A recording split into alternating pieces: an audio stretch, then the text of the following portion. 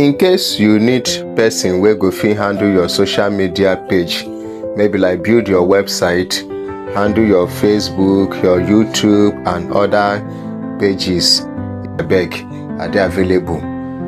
You can contact me anytime. Just contact me. I dey available to handle am for you. Thank you for joining today class. Last time we talk of the things wey dey chop our data. I tell una say una need to analyze una phone, know the applications and the speed how the data take dey waka. That if you never watch that one, that first part wey be analyzing, abeg go watch am. E dey very very important. The one wey we dey talk today, now we wan enter the applications one after the other. Most of the things wey dey chop our data na all these social media applications. Your Facebook, your WhatsApp, your YouTube, your TikTok and the rest. Most of them na dey chop our data. Una dey hear of auto download, auto play. You no understand wetin the thing mean. Auto download mean say once you dey use the application, the thing go dey download things by itself. Auto play mean say if na video, if na audio, anything wey get to play, im go dey play the things. So once you just see video, you no tell am to play o, im go dey play the video for you. While some application na auto download, once you just enter am, you go see your phone go give you signal say e don dey download, something dey download. You no know how the thing take happen. Sometimes sef na for WhatsApp. Now make I no talk too much, make I give una the practical step by step. Now make we take WhatsApp for a start. For WhatsApp, if I go my WhatsApp now, I open my WhatsApp business. Now my WhatsApp business be this.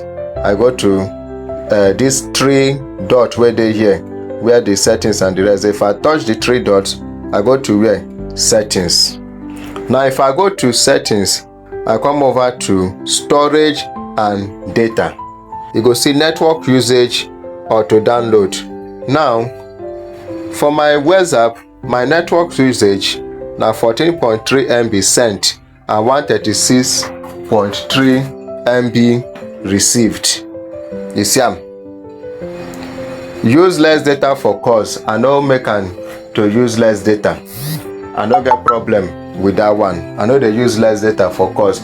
I dey like make my calls dey sharp, make it dey clear. So cause I know say those ones no, that one no dey chop my data. Now media upload quality na HD because of the kind of work wey I dey do. So you need to do on HD, so that one no be issue. Now see where I go check. Come over to media auto download. Una see am, you know say I tell una from beginning say auto download. So you go come over to media auto download. Now they say when using mobile data. Wetin they mean na say how this thing go take auto download, whether how e go take be when you dey use mobile data. If you come to when using mobile data, I tap am. You see say for my own, when using mobile data, everything dey off. Photos, so audio, videos, document, everything dey off. Some people own when using mobile data, by default WhatsApp go set am for you for photo. Yeah, if you check am now, you dey see am. Maybe for your own now, you just dey know. Imagine. So when using mobile data, your photo dey on. So that means any group, imagine say maybe belong to maybe 10 group or 15 group, and if that group then they drop pictures go dey download automatically by itself. So even if the picture na like 50 KB, imagine say maybe in a day up to like 500 pictures download for one group, another group 300 pictures, another group 200 pictures, another group 400 pictures. When you calculate the whole thing, multiply am, calculate am, you go know say your data don go down well. You don affect your data. So you go tap am. If your own dey like this now, wey dey show like this, just tap am. Tap that photo.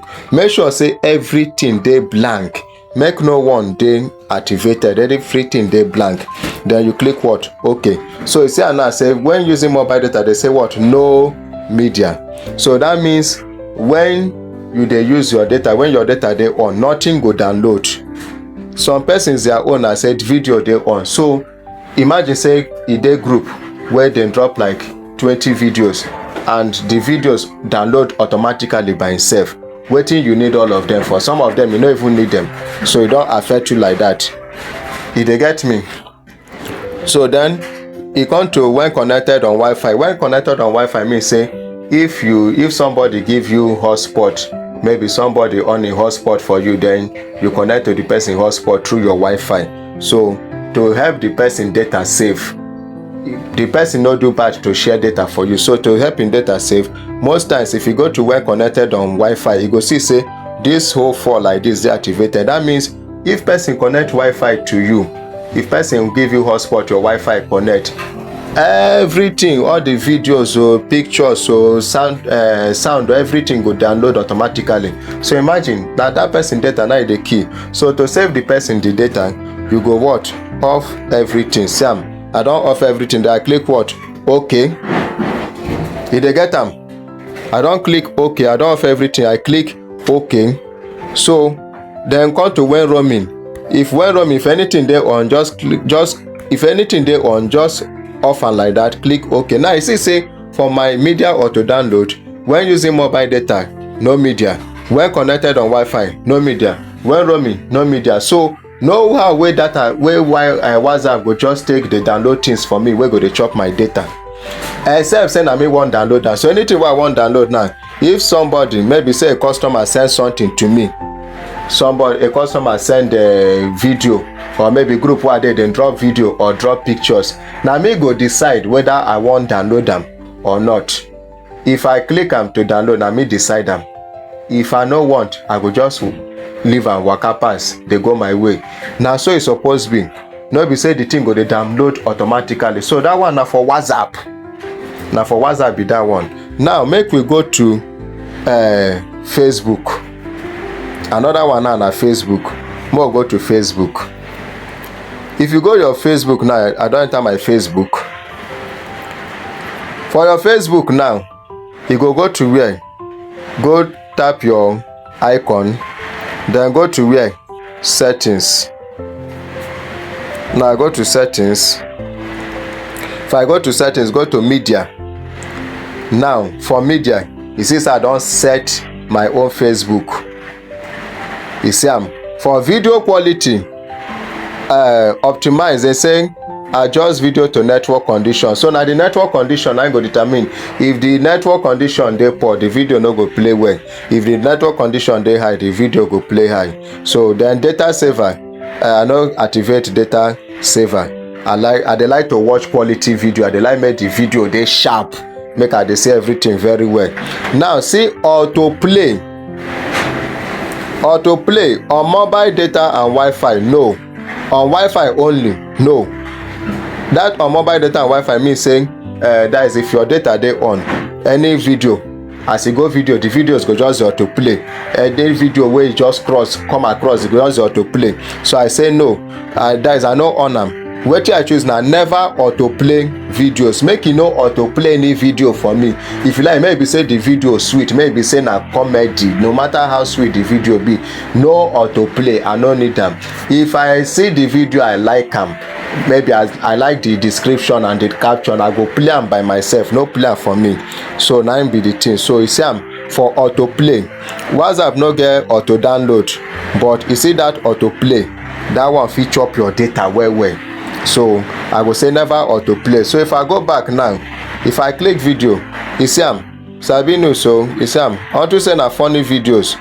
See no one they play, no one see them. You know if you see anyone play, no autoplay, no play. That's all the thing be. So for today, I don't show you Facebook and WhatsApp, how to deactivate them so that they no go autoplay. If you get any question, any comment, anything to ask me concerning phone and the rest, no fail to contact me. Abeg share this video, like, if na YouTube they watch from, abeg subscribe. If na Facebook they watch from, abeg follow me. Abeg help me share the video so that the thing go round. Na free I dey teach you now, I no charge you na money. So abeg make una also share to others so that people go come to my page. God bless you now. So next one, I go show na other applications wey go block so that your data no go dey chop too much. I believe if you don watch the part 1 of this, then you come watch part 2 of this and you follow the procedure, you go see say by now your data don dey reduce well well. You go see say if you buy data of 2000, you go see say at least e don dey reach you for some days or some weeks. So your mind go dey at rest. So by when I go finish the remaining lectures, you go see say if you buy data of 10 gig, maybe 3000 naira or 4000, you go enjoy yam. You go enjoy yam belle full. You no go even feel anything. You go dey happy. Sometimes if you even get excess, if you get carry over sef, una do well. Thank you for watching. Abeg no forget to share this thing, no forget to share this video, no forget to subscribe, no forget to comment, no forget to like. Thank you very much.